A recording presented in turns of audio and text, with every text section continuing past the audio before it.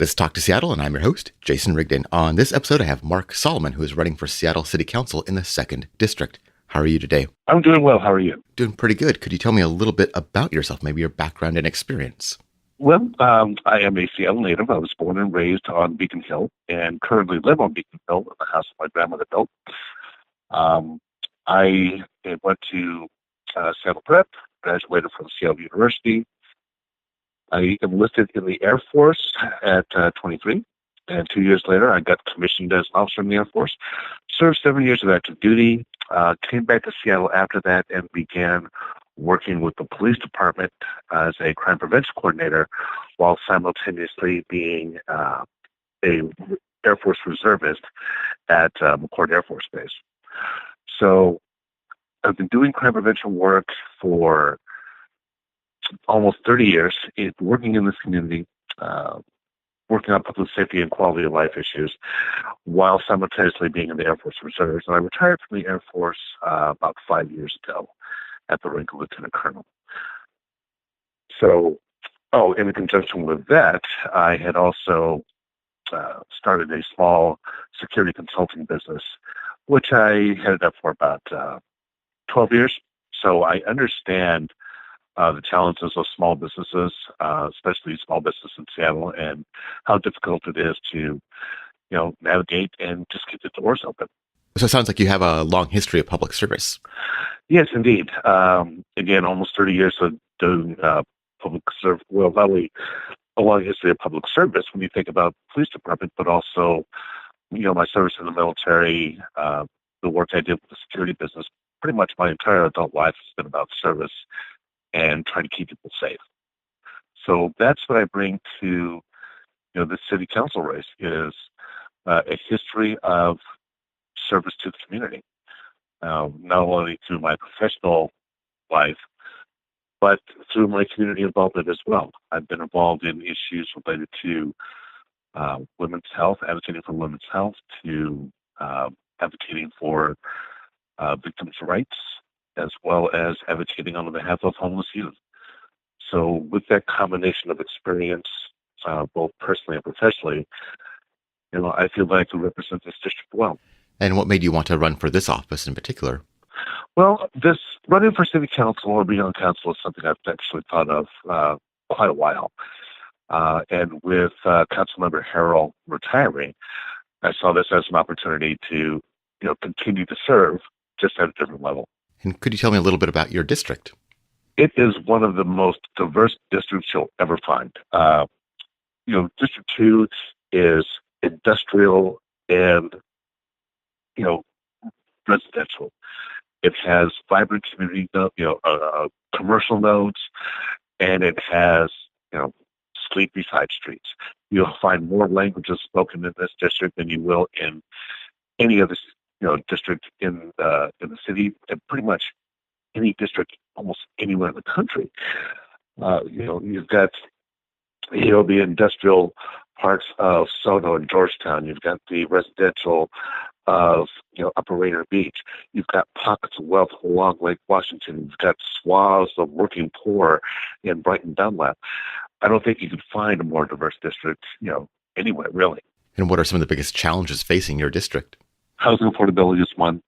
It's just very difficult for working folks to stay in their homes. And I'm concerned that, people are being priced out. I'm concerned that people are being displaced. People are talking about gentrification. That is a big concern. And I want to work on making sure that people can stay in their homes if they so choose, and that businesses and residents do not get displaced because of development. And I think there's ways that we can go about doing that, looking at how we take advantage of, mandatory housing affordability, but making sure the unintended consequences, if there's any unintended consequences of that, are mitigated so people can stay in their homes. I want to support, our small businesses by looking at, some tax rates or funding, options to allow them to stay and not be priced out of their spaces. Violent crime is a concern in this community, and while it doesn't necessarily rise to the top of a lot of issues, as a crime prevention coordinator, I do see, reports of what's happening on the streets.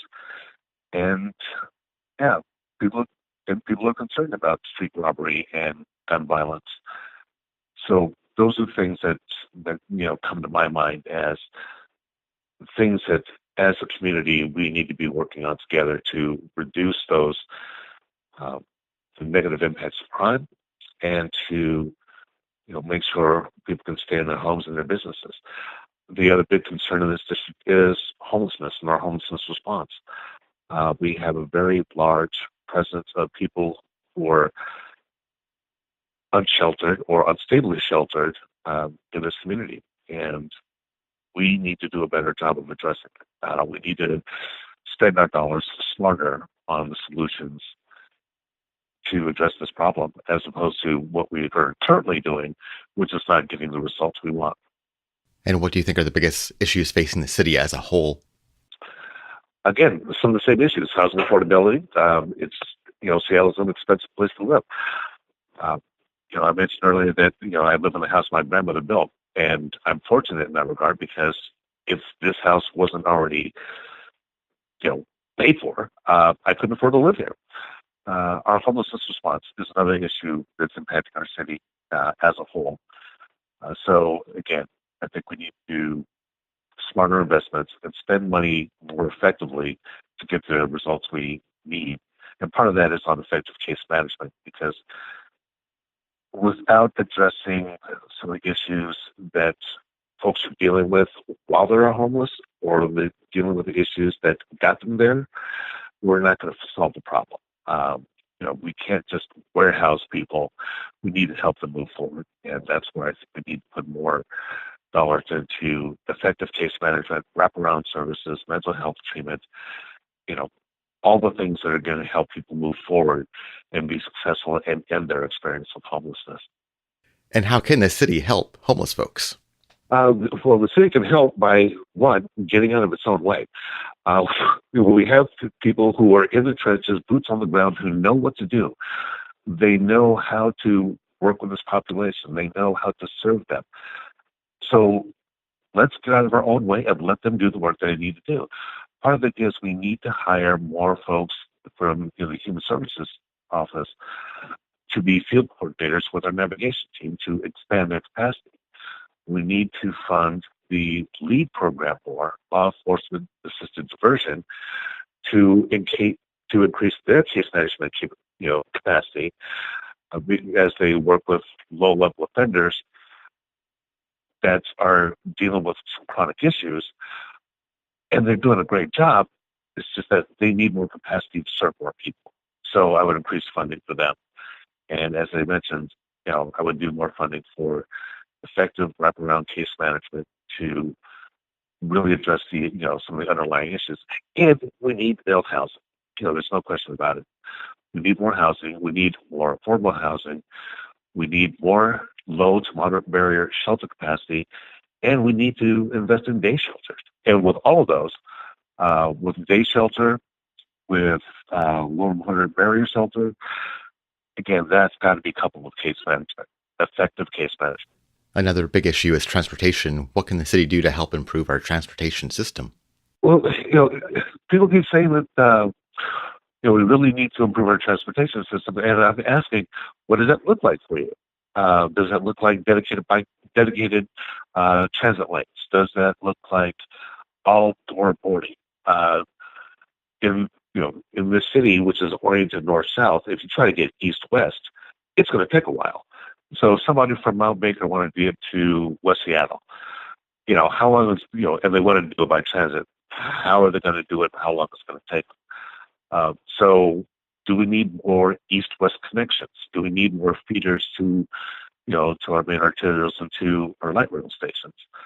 I'm open to looking at all those possibilities, because, again, when people say, well, we need to improve our transportation system, it looks differently for everyone that I'm talking to.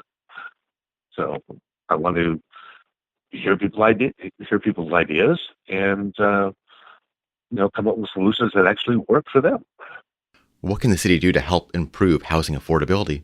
Well, one of the things I would look at is, look at the MHA mandatory housing affordability that was just passed, and again examine if there's, is there any unintended consequences with that? Because as we're talking about doing up zones in particular neighborhoods, are there going to be negative impacts on the single family home property taxes that are, that may be impacted? So I'd want to look at that and make sure that there are no unintended consequences on single family residents. When it comes to folks who are, developing and building in certain communities, what I would want to do is, if they're not going to set aside, a percentage of the units in their development for affordable housing and pay into the fund instead, I would want to make sure that the funds that they're paying into go back into the community that they're building their development.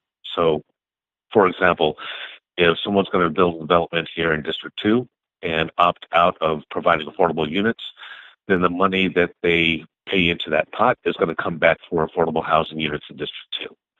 So that's one way we could look at making it more affordable for folks to actually live in the city.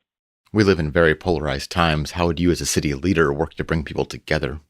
Well, bringing people together from, drastically different views is something that I have a history of doing. I